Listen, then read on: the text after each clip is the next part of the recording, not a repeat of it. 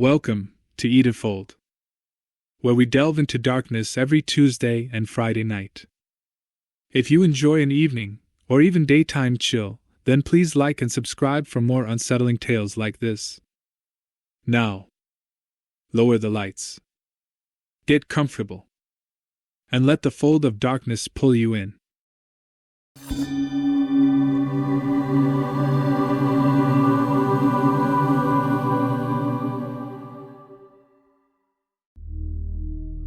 I used to sleep with my feet hanging slightly off the end of the bed. Not all the way, just enough for cool air to touch them. It helped me sleep.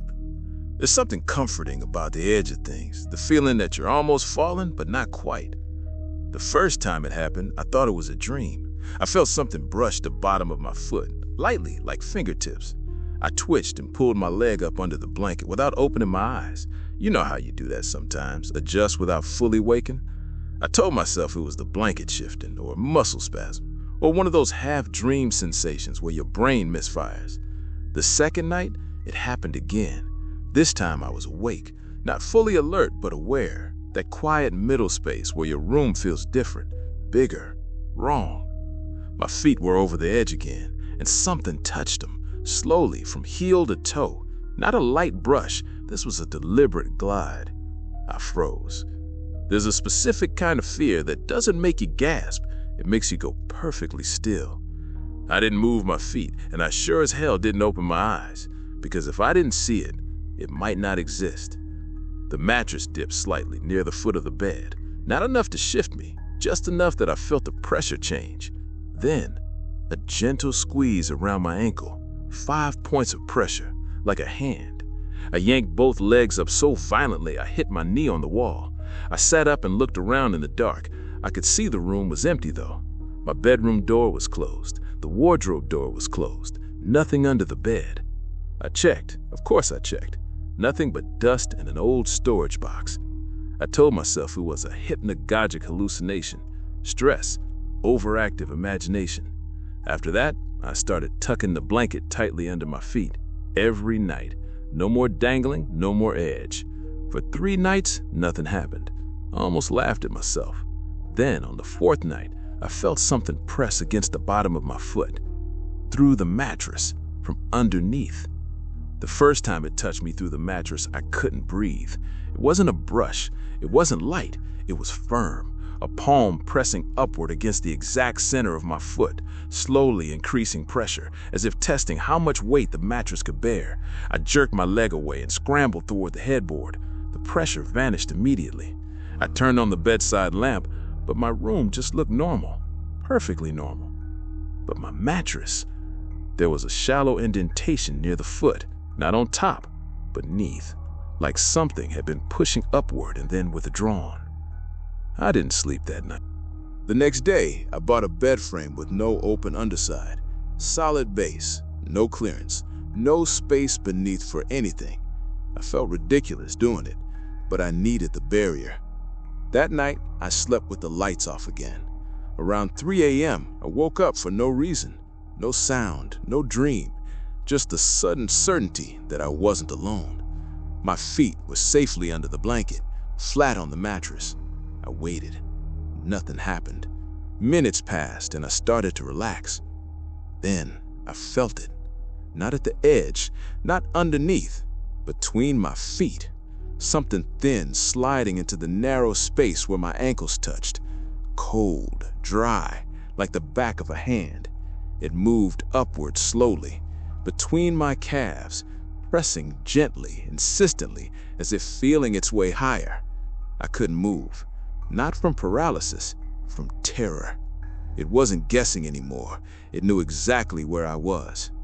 The pressure stopped at my knees, and then, very softly, I felt fingers wrap around my right ankle, from above the blanket. That's when I understood. It didn't live under the bed. It had started there, because that's where I believed it was. When I removed the space beneath, it adjusted. The blanket shifted slightly near my feet. I heard fabric move, felt weight settle at the edge of the mattress, like someone sitting there. My breathing sounded too loud in my ears. Slowly, very slowly, something began pulling the blanket down, just a few inches, enough to expose my toes. I shut my eyes tight, because if I didn't see it, maybe it wouldn't see me. The pulling stopped. The room was silent. Then I felt something brush across the bottom of my foot.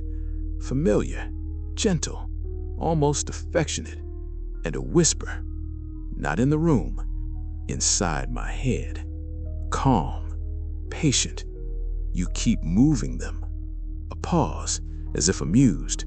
So I'm learning how to get them. I don't sleep with my feet near the edge anymore. I sleep curled up, tightly. But sometimes, when I wake in the middle of the night, my feet are stretched out, resting perfectly over the side of the bed, like someone placed them there. And when I pull them back, I feel resistance, just for a second, like something doesn't want to let go.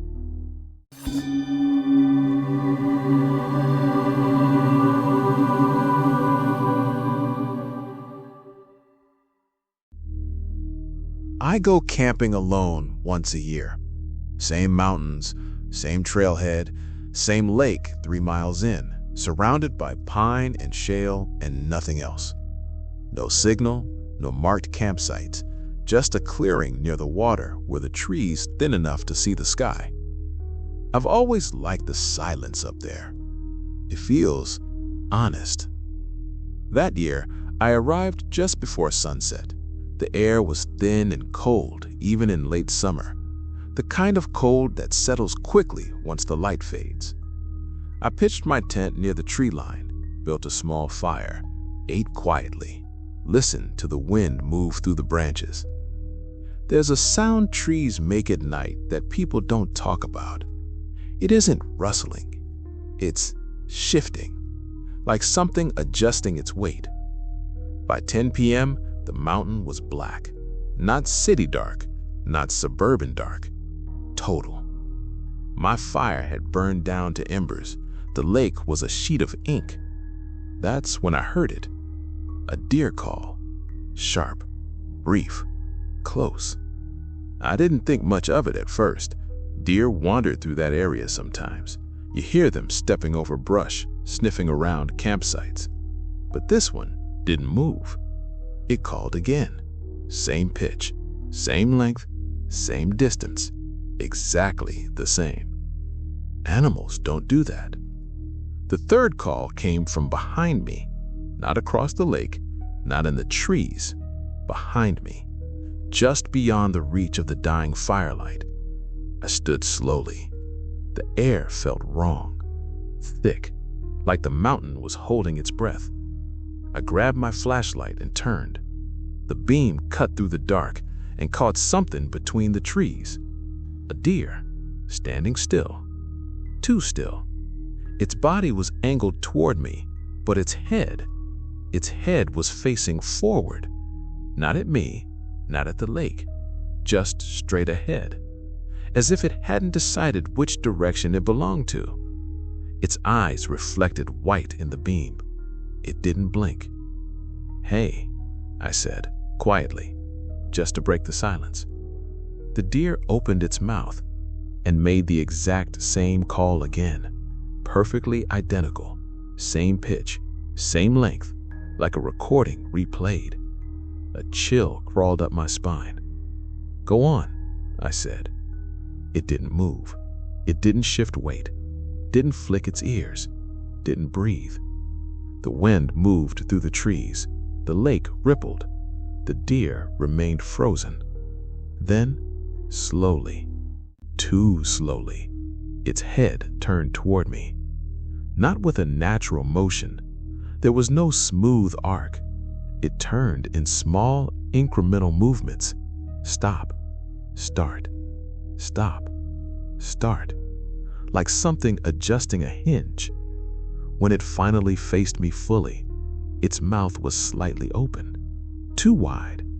Its lower jaw hung just a little too low, as if it had studied how deer look, but not closely enough. The flashlight flickered, just once. When it stabilized, the deer was gone. No sound of hooves, no crashing through brush. Nothing. Just empty trees. I didn't sleep well that night. Around 2 a.m., I woke to something walking around my tent. Slow, measured steps. Not hooves. Feet. Human. Circling. Crunch. Pause. Crunch. Pause. It stopped near the front flap. Then, very softly, I heard my own voice from outside the tent. Hey. Same tone I'd used earlier, same volume. Go on. I couldn't move. The zipper of the tent shifted slightly, not opening, just testing. And then, a deer call from directly outside my head. I didn't respond. That's important. I didn't speak. I didn't unzip the tent. I didn't even breathe loudly. Outside, something exhaled. Slow. Wet. Then it walked away. I heard it retreat into the trees. The footsteps changed again. From feet to hooves. Too deliberate, like someone remembering which sound to use. I didn't sleep after that. At dawn, I packed up. Fast, hands shaking. The forest looked normal in daylight. Too normal. Birds calling, wind moving naturally, the lake silver under morning sun. I told myself it had been fear twisting my perception. Isolation does that. By the time I started down the trail, I almost believed it. About half a mile in, I saw tracks in the dirt. Deer tracks. Alongside them, bare footprints. Human. Large, long toes, pressing deep into the soil. They walked side by side for several yards. Then the deer tracks stopped.